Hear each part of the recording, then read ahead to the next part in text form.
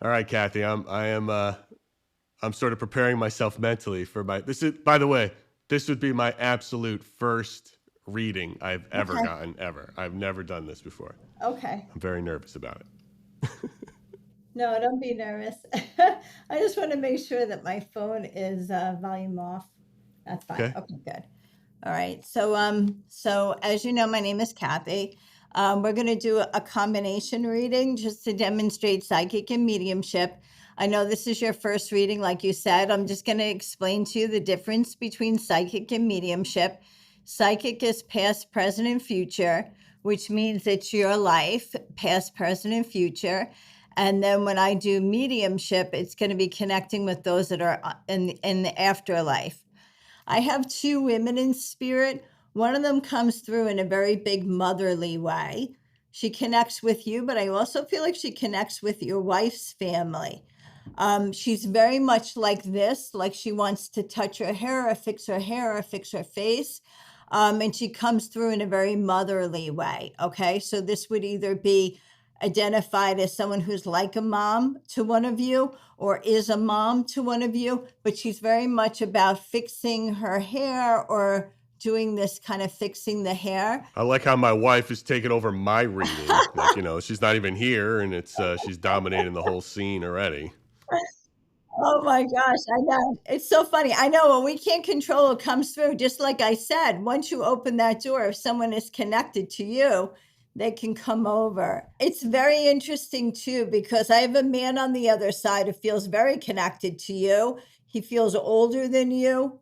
He feels family. This is where it gets weird. He's got a little bit of restless energy to him. I feel like if he's going, he's going. If he's stopped, then he's like struggles with being stopped. He gives off this kind of protector, fatherly feeling with it.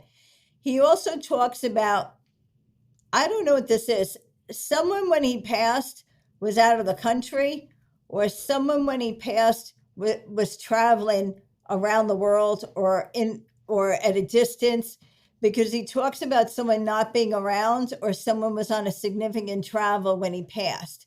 He also brings up the month of October as being very important. When they bring up a month, it's either someone's birthday, anniversary, or a passing. He's showing me the month of October. Do you understand him? There's a lot of things in there that you hit on I have an older brother who passed. Okay. He's 10 years older than me. I was out of the country when he passed. My birthday's in October. Okay. Those were definite specifics. Holy fuck. Welcome to Splintered Spirits, a podcast hosted by me, Gary, and my nephew Johnny, where I follow Johnny as he tries to prove his theory that ghosts are the fractured memories of the living. As we narrow down who or what Johnny is actually talking to, I met with a medium, Cathy Nadal, spelled N-A-D-A-L. Cathy is a certified medium with the Forever Family Foundation, a registered nurse, and a retired Army colonel. You can find her on Instagram at CatWitchNYC, and her books are sold on Amazon. She had her first psychic encounter at the age of 9 and has been giving readings and investigating paranormal activity for over 20 years. What you just heard was a snippet of a reading she gave me. A great deal of it was broad, and I'm still processing it, but when it got specific, it was disturbingly so. I have a very limited social media presence, and what I do have is private. I can't for the life of me, bad choice of words maybe, figure out how she could have known these things, some dealing with my kids, which I'm not comfortable sharing. I don't fully understand what Cathy's got, but if it can help Johnny and I, we're going to find out. Cathy, thank you so much for talking to me. Please explain to me and anyone who may be listening what exactly a medium is. So thank you for having me on the show. A medium is someone like me that's able to communicate with those that are in the afterlife. So the afterlife are those that are passed on, family, friends, friends of friends. As a medium, when I sit down for a reading with someone, I work in my way of working, which is the only way I know since I was a little girl. I'm clairvoyant, which means I can see spirit. I'm clairaudient, which means I can hear spirit. I'm clear shitless because this idea of spirits freaks me out. Spirit, hear spirit, and see and hear spirit, and I deliver the information. As I deliver the information, I say, does this make sense? And that's where we get the evidence of spirit. So it's interesting because I'm certified through the Forever Family Foundation. What kind of test did they put you through? So it's interesting. I actually sat for the testing in 2013, but just prior to that, my father, who was a very strict Roman Catholic, said, "I want you to be tested because I don't want, you to say you can do this if you really can't do it." He said, "I don't want anyone to ever call you a charlatan."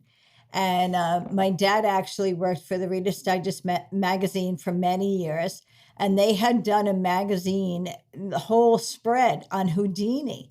And Houdini's life was going around and trying to, test these people to see if they were charlatans, and a majority of them were. And he was very frustrated with people calling themselves mediums because he didn't believe in it. And he said, there should be some way of getting the real information. So a good friend of mine, Suzanne Northrup, who's a very well-known medium, she told me, go over to Arthur Findlay in England, in Stansted, England. And I did. Arthur Findlay in Essex has been around for like 100 years. They specialize in this kind of paranormal fringe science. Only 9 people on the list. They put our names on the wall. And my roommate said, let's go down and look at the list. And she said, I'm on the same list. I said, oh my God, we must be in Beyond Basic. She said, no, we're in the top class. And I came back to my dad. I said, Dad, England said I can do it. And he said, I'm not satisfied. What do the Americans think of you? So I went back to Suzanne Northrup and I said, my dad's not impressed with Arthur Findlay. And she said, well, then you need to take the test through Forever Family Foundation. But she was very, very honest. She said, listen, they're very tough. She said, so many people have tried out. Very few people get in. She said, you just have to work the way you work. It's your own gift and you know how you do it.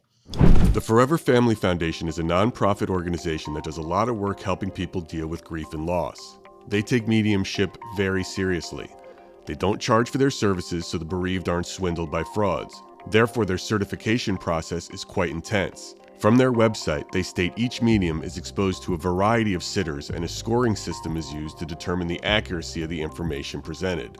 The sitter selection is controlled to ensure that none of the mediums has any prior access to the sitter or any information about them. Whether you're a believer or not, the numbers don't lie, and the people they select hit high matches and marks. I had to do a phone reading for someone, and the person just said hello and goodbye. They didn't say yes, no, nothing. I just talked to them. They don't nod their head. They don't give you any gestures or anything. And then that happened for 4 or 5 people. And at the end, this different person got on and said, okay, well, if you pass the test, you'll get a letter in 2 weeks. So I called my dad and I said, well, I did it. That's it. We'll see if I get a letter in the mail. If I don't get a letter, then I didn't pass and we'll forget about it. And 2 weeks later, I got the letter. And I couldn't get to my phone fast enough to call my dad. And I said, Dad, American says I can do it. The America says I can do it, So my dad said, okay, then I'm okay with you doing that. So I wrote my first book and I started working with the public, which for me was a big risk because I was in the Army Reserve and I was very worried because I always had a high rank. And I said, Dad, if I start doing this, I'm going to have to tell my commanding officer. And he said, well, you better tell them the truth now. It's better to let them know now, So I would go and do a radio show, or I would go and they wrote an article about me in the paper. And I would have to go say to my commanding officer, listen, I may or may not have been on a radio show, or I may or may not need to do a radio show. And all of these commanding officers, and the higher I went in rank, I ended up retiring as a full-bird colonel. My commanding officer was a general. And every one of them would kind of like give me a half a smile. And then they would shrug their shoulders and say, okay, as long as I wasn't giving out any dark secrets of the military or any special operations we were doing, they were fine with it, So I was very happy that I didn't have any problems, with them stopping me. When was the first time you had a paranormal experience? So I was 9 years old. Wow. My dad and I used to go fishing, but I'm going to teach you how to go crabbing. He said, we're going to have a crab net. We're going to put the bait in. The net's going to go to the bottom. The walls open up. The crab goes in, takes the bait, and we'll pull it up. It was on a rope. And I said, okay, I got it. And there was a bunch of little boys on the dock that day. So my dad walked over and he was kind of coaching them. And the minute he walked away, I heard so clearly, pick it up, pick it up, pick it up. And I said, oh, I better pick it up. So I started pulling on this rope. And he turned around and he started marching back to me really quickly. And he was like 6'2", and I looked and I said, oh my gosh. So I launched it out of the water. And it was the biggest blue crab that day on the dock. And all these little boys came running over. And they were like, oh, wow, look at that, And my dad looked at me like, I defied him, but, I got the big blue crab. But I said, I'm going to listen to that. And shortly after that, my dreams started to come true. I started to see very vivid dreams, all in color, and they started to be very predictive of the future. So I thought, geez, I'm best friends with my dad. I'll just start telling him about the lady across the street. And then I think the lady across the street's going to die because she was standing out of her wheelchair and the cat that is already in heaven, the cat came running up. So, this is what's going to happen. And my father said, no, no, no, no, we don't do this. We're Roman Catholics, shut that down quickly. And a matter of hours of me telling him about the lady across the street in the wheelchair, the daughter came over and said that she had died the night before. And that's when he really said, you better knock it off. We're not. Well, it sounds like your dad was your biggest supporter in all this. Yeah. I don't know what my parents would say if I told them I was seeing, dead people. I think they'd be like, come on, Yeah. we got to get him some help. Yeah. Well, my dad was not a believer, but I realized the older I got, and after those people tested me, that he actually was becoming older himself. And I think this what happens to people is when they're faced with medical problems, like my dad had gone through cancer treatment, my dad had a bad heart. I think you start looking at your own mortality. And I think my dad really wanted to know, where are we all going to go one day and what's it going to be like? So I think it was better and easier for him to become more open to me after I was tested, because it wasn't me saying I can do it. It was other people saying I could do it, and it was more accepting for him. But, the Roman Catholic Church still doesn't acknowledge what I do. So how many cases have you worked on in your career as a medium?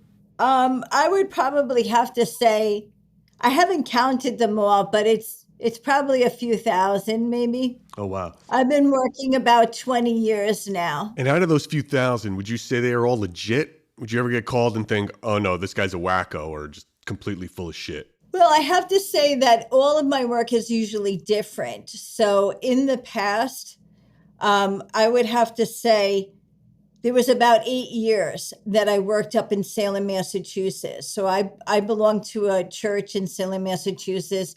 My religion now is being Wiccan. I'm a witch. I absolutely love that we live in a society where someone can casually say in complete comfort that they're a witch. And for about 8 years, I worked with a warlock by the name of Christian Day. And during Halloween, we would get a license to do readings for 31 days. And that was really tricky. Some of these people are out 12 hours of the day walking around Salem, having a cocktail and dressed up in costumes where their eye is coming out and, all sorts of gory outfits and stuff that are going on. So we had a couple of tough situations in Salem because, people are drinking and whatever, Right. So those scenarios, every time we go in a public environment, even on my website, I advertise that this is for entertainment purposes only, because believe it or not, in the state of New York, it's still a real law that doing psychic readings or fortune telling is against the law. Oh, no kidding. Yeah, so it's still a New York State law. It's a very old law that's still on the books. New York State Penal Law 165.35, fortune telling is a Class B misdemeanor, and one can serve up to 90 days in jail and pay up to $500 in fines. But people, that's one of the bigger things. When I'm in an environment that I can control, like a personal reading or a house party, I can't read for people that are, partying to the max.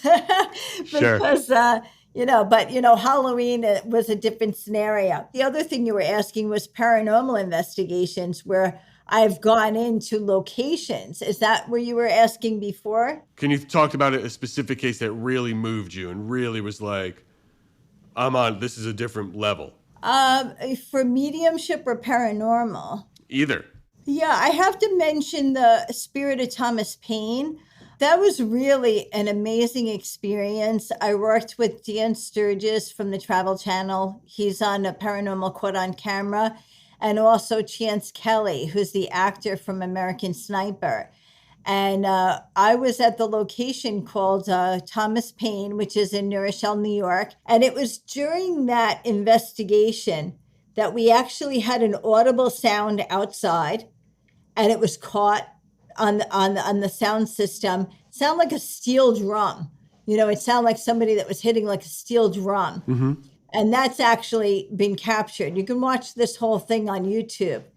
The interesting thing about this is that when we got to the second floor, the floor in the facility had like a very different kind of a slant to it. And I kept saying like, oh, I feel a little woozy. I feel like I'm going to fall. And we stepped into one of the rooms. And in one of the rooms, I actually turned and said, oh, I have a woman here. Can I speak with the cameraman? And I always deliver a message if I have permission. And I just started to deliver information about his mother. And I said, oh, I see her, and she's wearing this 1950s sweater. And he was like really kind of in shock. He said, I have to take this all in. And then he did the whole video, and you can see it on there. But he drops in his editing pictures of his mother with that 1950s sweater. And to me, it was so incredible, because that wasn't the reason why I was there. The reason why I was there was to do this Thomas Paine investigation and talk about, the history and going back, into time. Sure. His mother's spirit was so strong that she was coming through to make sure her son knew that she was fine. And, after that production was done, I was really surprised the strength and the power of the afterlife. She wanted to say hi to her son, and nobody was going to stop her, And that's amazing. You went in there to do this historical thing, and it winds up a reading on the cameraman. Yes. Because his mother came through. That's pretty wild. That is pretty wild. And it was really very touching to me because of how she came through and how it meant so much to him. Like, he was kind of in shock, Every time I tell someone to watch that video, they always text me and say, oh my God, like it's so incredible, Yeah.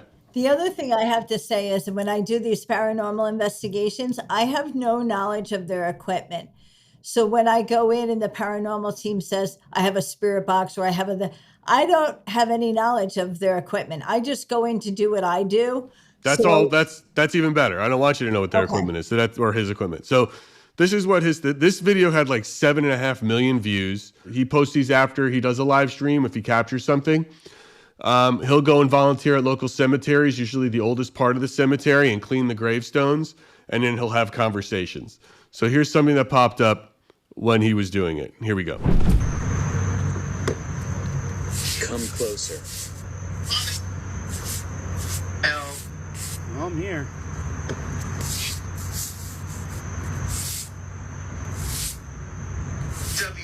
No one visits me. Oh, I'm sorry, John. I'll come visit more often. If you'll be okay with that.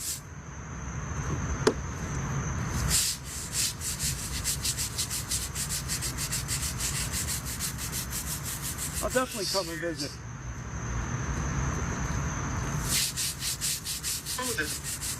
Go away. Oh, I just heard go away. My name is John, too. Oh, so is mine. How about that, John? John, is there another spirit bothering you here? Because you seem to be pretty friendly with me, but you told something to go away. My name is John, too. Oh, wait. That's sort of the gist of a lot of the things he does. When you see something like that, what does your gut tell you? Well, the first thing, not even seeing it, but hearing it, my theory from what I've seen of your nephew is he may have spirits that are following him. So it's not just what's on the app, but spirits that are around your nephew may be communicating with the app. If you lock in the definitions of psychical activity, right, to apparitions, hauntings, poltergeists, into those three boxes, hauntings sort of fit into what his theory is, right? These imprints, like these things that have been, somehow energy has been trapped in this space, in some sort of quantum space where he is. But is he like AI somehow? Is he giving a voice to a haunting? Can he make a haunting interact with him? It's almost like he's bringing the haunting to life in a weird way for whatever. Is he some sort of tech medium or some gift? Yeah. I don't know the answer to that. I'm making this shit up because I don't know this world at all. Is it possible that he has another person that is unnamed that's maybe his spirit guide? Because if we have someone that might be an imprint, like the haunting definition, where this person wants to keep making his presence known, so maybe the spirit guide is the one that's being able to bring through the information to the app. Well, that's a great theory. Because we all have like spirit guides. Like some people say, what's a spirit guide? And I always say to people, well, do you feel like you have a guardian angel? And they say, oh yeah, I definitely know I had a guardian angel. Guardian angel and spirit guide are sometimes considered like synonymous, like it's the same thing. So if your nephew has a spirit guide, maybe the spirit guide is the one that's being able to translate those messages for this haunting spirit. Cathy, what would be the first thing you would do if you were to sit with Johnny in this basement? Well, I think the best thing is if I were to meet him, I would say no devices. Let me just sit with you and see what I get. No devices. And then bring through information about his life, maybe a psychic information about his life, maybe mediumship, validating people in his life that he knew that are past. That might be helpful, but no devices. This way he can validate. Even being a skeptic, someone could say, yes, I did have that person pass away. Just factual stuff. And then meeting with him and turning on the devices, if they're phones or apps or whatever, and then asking, have him talk to it and say, what do you want to say to Cathy? Because those spirits don't know me. And if, I never, my intention is always good when I do paranormal investigations. I don't poke the bear or anything, but it would be interesting to see their take on me. Do they see me as a friendly force, or do they see me as somebody that shouldn't be around Johnny? Like maybe I'm a threat to Johnny. Well, I'd certainly like to see you in the space without any devices just to see if you're getting a vibe. Yes. Yeah. Do you think spirits are standalone ghosts floating around, like they are? I'm using the word floating around. I just don't know what else to say, but I'm just, if they're floating around ghosts, or is it more likely that it's this energy that lands in places that is formerly important to them somehow? Or is it a combination of both? What have you discovered and what do you feel it is? My experience as a medium and doing paranormal investigations is I have seen both. Okay. So I've seen the ghost that's there and then it's not. Like I actually saw that in a home where I literally saw someone who looked like, wrapped in like orange robes and stuff. And I'm like, oh my God. And like nobody else saw it. It was like right there, solid. it didn't, it was like right there and then it wasn't, and that to me is more like ghost. The other stuff where I did a paranormal investigation at the Chance, which was a rock and roll club in Poughkeepsie, I literally went down to that basement. I told them all about a fire that had gone on. I told them about a wall behind a wall. All of this stuff was validated. That to me is more of the imprint stuff. It's me coming in many years later and talking about something that I can see as if it was still happening. Nobody else can see it, obviously, Right. but I can go right to the wall where something happened. That to me is the imprint stuff. So I think it's a combination. I would love to have you, if you're open to it, go to one of these locations so we can narrow down, and use a process of elimination to figure out what the hell is going on with him and this. Yeah, I agree. I can't speak to the apps because I have no knowledge of any of that stuff, but I would be very interested in doing it plain with no Yeah. and then with, because I think the comparison of that would be very telling. So do I. Cathy, thank you so much. I mean, this is really enlightening for me. This whole world to me is like, if you had asked me 3 months ago before I started getting into it, then I'd be like, you guys are all nuts. And this is crazy. And then the more I'm with him and how it's going, it's like, I'm like, what is going on? And who's to say what's going on? And why is it happening? Yeah, I can't wait to see what goes on. I'm like excited about it because I think it's interesting. I think the whole concept is interesting. I think that's probably why he has a lot of followers, because a lot of people are hungry for knowledge. A lot of times we may feel we believe in something and then we're not sure if we really do or not. And I think that's what's going on with your nephew right now. I think he wants to believe, but he's not sure what's going on. He believes it's something, but he just doesn't know. He's like, look, these are spirits. They're talking to me. This is what they got to be. It's great. Anyway, you're absolutely right. Cathy, thank you. Thank you. Cathy proved to me, for whatever that's worth, to not only be experienced, but credible. If there are spirits surrounding Johnny, I am convinced she'll be able to pick up on them. Let me be clear, she's not getting paid for any of this. We don't have any money. And this recording was done before we even launched, so there's no mass audience to impress. Cathy has no reason to lie. She's here because she believes in the work and has a natural curiosity about the afterlife, like we all do. In our next episodes, Cathy gives Johnny a reading and we introduce her to nasty old Edward. You won't want to miss those. Thanks for listening to Splintered Spirits, and we hope you'll be back for more conversations.